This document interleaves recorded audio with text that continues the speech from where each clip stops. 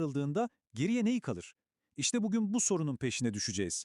Yusuf Bolat'ın tiyatro oyunları üzerinden Kırım Tatarlarının en zor zamanlarda kültürlerini ve seslerini nasıl ayakta tuttuklarına yakından bakacağız. Ve tüm konumuz aslında bu sorunun etrafında şekilleniyor. Düşünün, bir halk köklerinden sökülüp atılıyor. Peki dilini, geleneklerini, yani kısacası kimliğini nasıl koruyabilir? İşte bu sorunun cevabı aslında bir hayatta kalma manifestosu gibi. Cevabı ararken de yolumuz Kastamonu Üniversitesi'nde hazırlanan Aylin Bilgiç'in bu harika tezine çıkıyor. Bu çalışma bizim için adeta bir yol haritası. Gelin bu haritanın izini sürelim. Ve hikayemiz her şeyin düğümlendiği o tarihle başlıyor. 18 Mayıs 1944. Yani Kırım Tatar halkının sürgün dediği, ana vatanlarından bir gecede koparılıp Orta Asya'ya sürüldüğü o acı gün. Bu sadece bir göç değildi. Bir kimlik savaşının da başlangıcıydı. Şimdi önce bu sürgünün ne anlama geldiğini, Kırım Tatar kültürü üzerinde nasıl derin bir yara açtığını bir anlayalım. Çünkü her şeyin çıkış noktası burası.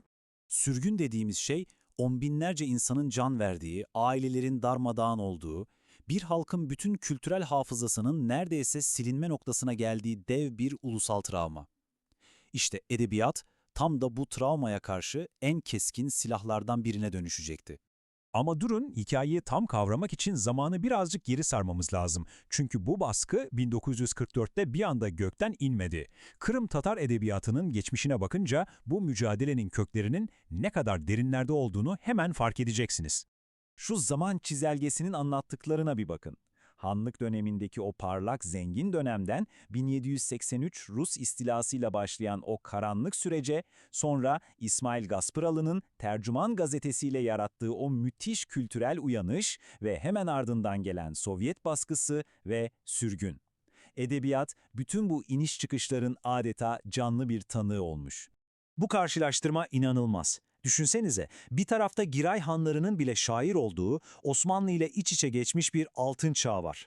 Diğer yanda ise yazarların Slavlaştırma politikaları altında propaganda yazmaya mecbur bırakıldığı, en ufak bir milli sesle aydınların cezalandırıldığı bir dönem. Aradaki uçurum, Kırım Tatar aydınlarının nasıl bir mengeneye alındığını çok net gösteriyor. Ve işte tam da bu fırtınalı denizin ortasında kalemini bir kılıç gibi, hatta bir neşter gibi kullanan biri sahneye çıkıyor. Hikayemizin odağındaki isim Yusuf Bolat. O, bu kültürel varoluş savaşının en önemli neferlerinden biri olacaktı. Tezin özetindeki bu tek cümle aslında her şeyi anlatıyor. Bolat, halkının çektiği acıları, yaşadığı sorunları ağlamaklı bir dille değil, tam tersine zekice bir mizahla, iğneleyici bir dille anlatmayı tercih etti. Onun silahı buydu işte, nükte. Yusuf Bolat'ı bu kadar özel yapan şey sadece iyi bir yazar olması değildi. Hayır. O adeta bir köprüydü. Sürgün öncesi anavatandaki hatıralarla sürgün sonrası o büyük boşluk arasında edebiyattan bir köprü inşa etti. Yani kaybolmaya yüz tutmuş bir hafızayı eserleriyle bir sonraki nesle taşıdı. Peki eserlerinde neyi anlattı? Aslında her şeyi. Kök saldığı toprağı, vatan, millet, dil, halkın gündelik dertleri. Bunlar sadece birer tema değildi, bunlar bir halkın varoluş mücadelesinin ta kendisiydi. Bolat işte bu en can alıcı konuları korkusuzca sahneye taşıdı. İyi ama bu kadar büyük ve ağır konular bir tiyatro sahnesine nasıl sığar? İşte şimdi tezin en keyifli kısımlarından birine, yani sahne ışıklarının altına doğru iniyoruz. Onun oyunları Kırım Tatar halkı için bir ayna gibiydi. İnsanlar sahneye baktıklarında kendi hayatlarını, kendi dertlerini, kendi şakalarını, kendi geleneklerini gördüler. Tiyatro bir eğlence aracı olmaktan çıkıp adeta bir kimlik ilanı haline geldi. Mesela ele aldığı en hayati konulardan biri ana dildi. Çünkü biliyordu ki bir kültürü ayakta tutan ana kolon dildir. Oyunlarında dilin yanlış kullanılması, araya giren yabancı kelimeler gibi konuları işleyerek o bilinci hep taze tutmaya çalıştı.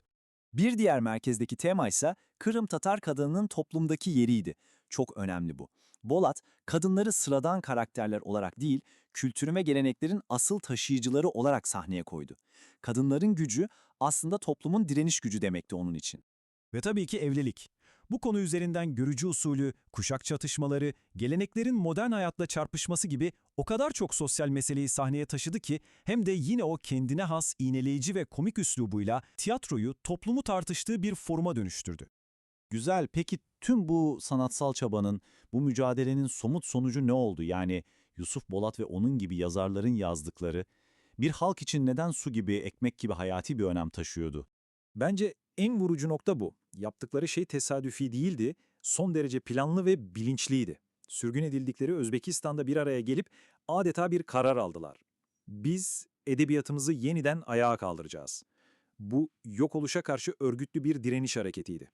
Ve bu bilinçli direniş inanılmaz bir sonuç verdi. Bir düşünün, sürgün şartlarındasınız, her şeyiniz elinizden alınmış ama siz bir yayın evinin içinde özel bir bölüm kurup kendi dilinizle, Kırım Türkçesiyle yılda 13-14 kitap basmayı başarıyorsunuz. Bu rakam bir istatistik değil, bu imkansızın başarıldığının kanıtıdır. Kısacası işin özü şuydu. Edebiyat bir can simidine dönüştü.